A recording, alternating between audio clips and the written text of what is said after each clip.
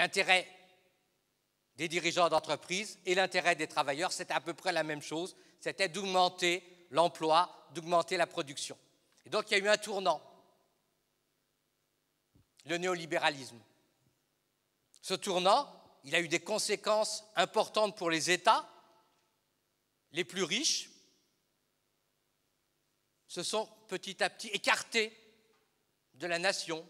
C'est devenu une couche avec des revenus exorbitants et ils ont pu dire au peuple diminuer les impôts sur les plus riches, diminuer les impôts sur les revenus du capital, supprimer les impôts sur le patrimoine, sinon on ira habiter ailleurs.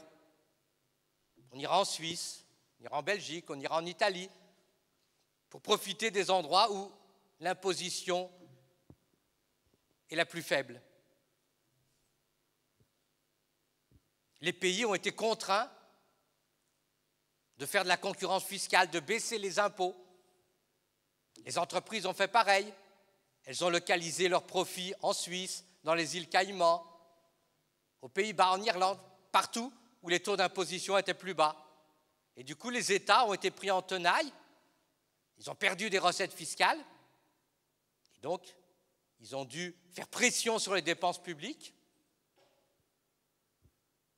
ou alors ils ont dû faire de la dette, et la dette, ça laisse les États au merci des marchés financiers, puisque les marchés financiers peuvent refuser de prêter aux États.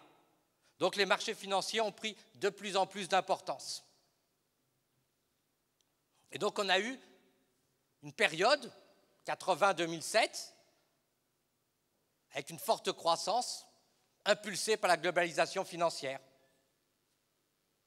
Les capitaux réclament des rentabilités fabuleuses, 15% par an, et cette rentabilité fabuleuse, elle a été obtenue par ce qu'on appelle des bulles financières. Les marchés, ce n'est pas rationnel. Les marchés ont des bulles, des périodes fabuleuses d'optimisme.